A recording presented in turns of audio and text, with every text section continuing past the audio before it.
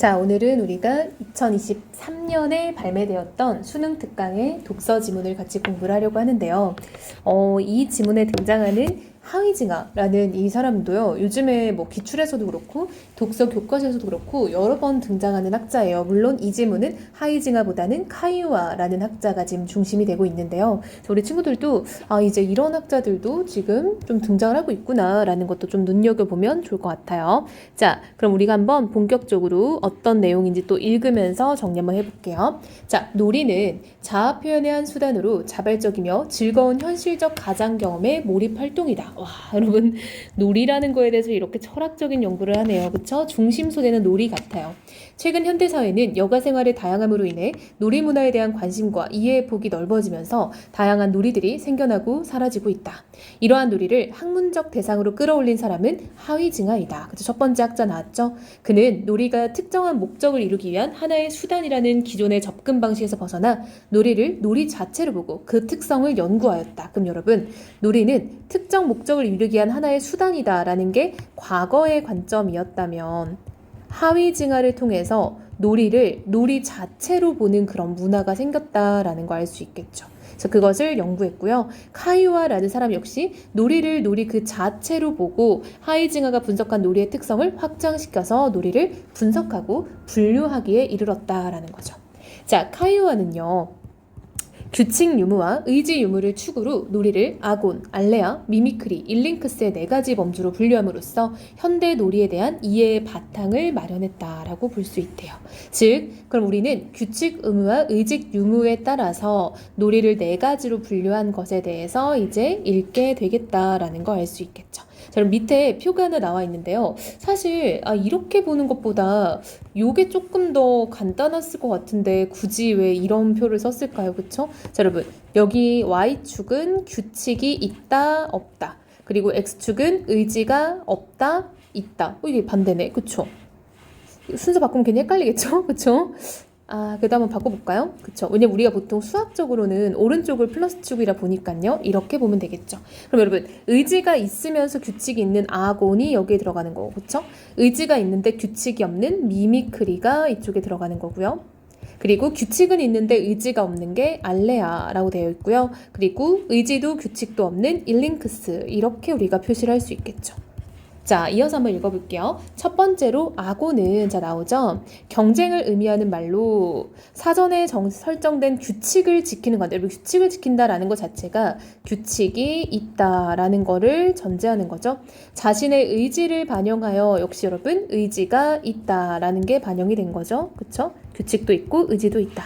상대와 경쟁하는 형태의 놀이를 가리킨다. 카이유아는 아곤이 승리에 명확한 가치를 두고 이상적인 조건 하에서 경쟁자들이 서로 싸우도록 기회의 평등이 인위적으로 설정된 투쟁이라고 말하였는데, 여기서 기회의 평등은 절대적인 평등을 의미하는 것은 아니다. 예를 들어 바둑에서는 먼저 시작하는 사람이 유리하기 때문에 먼저 시작한 사람이 얻은 지배수에서 일정한 지배수를 빼는 규칙을 마련하여 최대한 기회의 평등을 마련한다. 이러한 기회의 평등은 놀이 참가자에게 승리자가 패배자보다 뛰어나다는 인식을 갖게 할 수도 있다.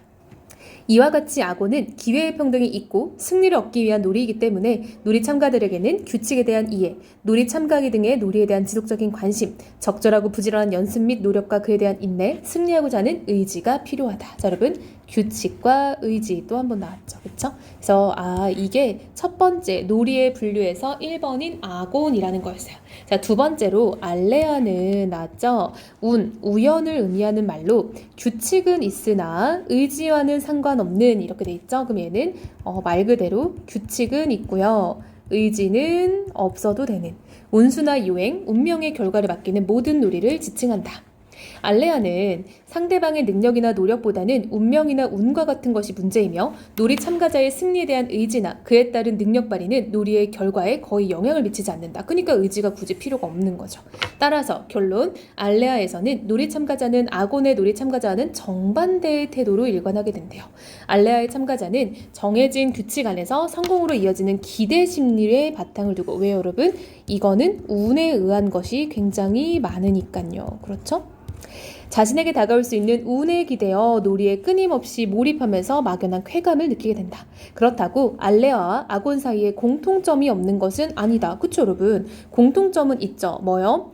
이 둘 사이에는요, 기회의 평등이 중요한 원리로 작용을 한대요. 알레아에서의 기회평등은 위험에 비례하여 보상을 제공하는 것이다 라는 거죠. 여러분, 또 알레아와 아곤 사이에 공통점 있죠? 뭐요? 규칙이 있다라는 게 공통점이죠. 그쵸? 이것도 체크할까요? 자, 규칙이 있고요. 두 번째는 기회의 평등을 중시한다. 이걸 우리가 체크를 해야겠네요. 자, 세 번째, 미미크리란 흉내, 가장, 모방 표현이란 뜻으로 가상의 공간에서 일시적으로 가상인물이 되어 자신의 의지에 따라 역할을 해내는 놀이이다. 여기서 허구적 공간은 아곤과 알레아에서와 같은 강제적인 규칙이 존재하지 않는다라고 되어 있죠. 그래서 여기는 규칙이 없는 놀이네요. 놀이 참가자는 놀이를 하는 동안만큼은 허구적 세계를 현실처럼 받아들이고 현실 속의 자아에서 벗어난 자유를 향유하는 것이다. 이는 놀이를 통해 일상의 자아를 감추고 원래 인격, 욕망을 해방시키는 것이다. 따라서 결론, 미미크리에서의 재미 원리는 놀이 참가자가 자신을 다른 인물로 가상하고 있다는 사실 자체와 그로 인해 일어나는 결과가 내면에 숨겨진 자아를 드러내면서 동시에 내재된 욕망을 충족시키는 즐거움을 일으킨다는 것에 있다. 네 번째로, 현기증을 의미하는 일링크스는 일정한 규칙을 상정하지 않으면, 이런 규칙 없습니다. 의지가 개입되지 않는, 그래서 여기는 규칙도 없고 의지도 없다라는 거 벌써 드러났어요. 의지 개입의 측면에서 알레아에서는 놀이의 결과에 놀이 참가자의 의지가 개입될 수 없는 것과 달리 일링크스는 놀이의 진행 과정에 놀이 참가자의 의지가 개입될 수 없다. 한마디로 여러분, 차이점이 있는데요. 알레아는 결과에 개입될 수 없는 거고요. 일링크스는 과정에 개입될 수 없다는 거래요. 번지 점프와 같은 놀이가 대표적인 것으로 놀이 참가자는 자신의 의지로 통제할 수 없는 상태에서, 그쵸 여러분, 의지로 통제할 수 없다는 건 의지가 개입되지 않는다는 거죠. 일시적으로 흥분, 쾌감 등의 심리를 경험하게 된다. 이러한 감정은 평상시에 억제되어 있는 감각을 건드려 갑자기 사람을 사로잡는 황홀 상태로 이끄는데, 이것을 관람하는 사람들 역시 경험할 수 있기 때문에 일링크스는 당사자의 일링크스와 목격자의 일링크스로 분류하기도 한다라고 되어 있대요. 자, 이어서요. 놀이의 네 가지 범주는 구체적 놀이 안에 개별적으로 나타나기도 하고 또는 서로 결합하여 나타나기도 한다. 이들을 두 개씩 짝지으면 이론상으로 6개의 조합을 만들 수 있다. 카이와는 이들의 결합을 있을 수 없는 조합과, 두 번째, 우발적인 조합과, 세 번째, 근원적인 조합으로 나눴대요.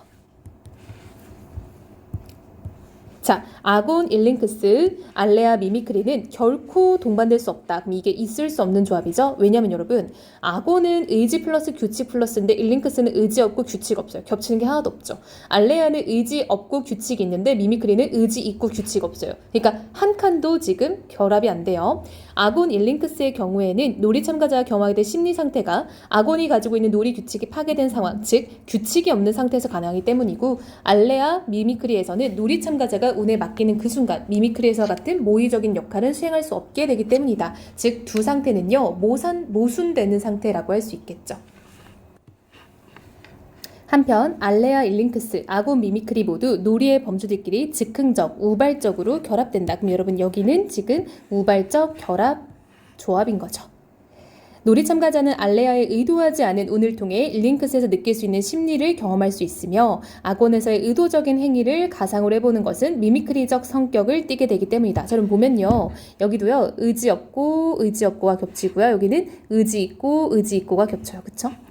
자, 특히 알레아와 일링크스의 의도적인 결합은 가장 강력한 몰입에 들게 하며 최고조의 정신적 긴장감을 맛보게 한다. 여러분, 이런 것들은 체크해야겠죠.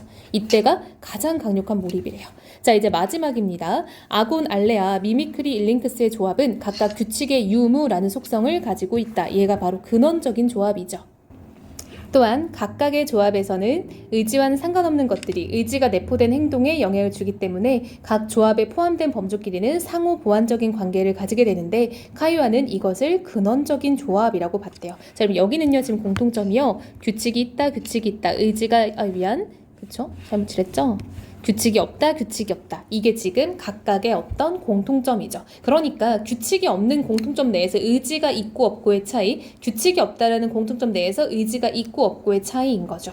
자, 놀이를 네 가지 범주로 분류하고 이 범주 간의 결합을 통해서 놀이의 확장성을 보여준 카이와의 견해는 현대 사회의 다양한 놀이에도 적용할 수 있다. 특히 현대인의 삶에서 큰 비중을 차지하는 놀이인 온라인 게임을 카이와의 관점에서 보면 왜 사람들이 온라인 게임에 열광하는지를, 온라인 게임이 어떻게 사람들에게 재미를 주는지를 새로운 시각에서 이해할 수 있게 된다.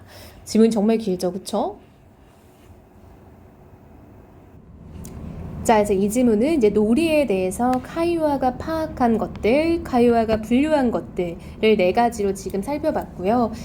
조금 문제를 내기에 좋은 지문이죠. 여러모로 좀 약간, 좀 내용은 어렵지 않은데 꼼꼼하게 체크해야 될 정보들이 좀 많아요. 그래서 그런 것들을 잘 보면 좋을 것 같습니다.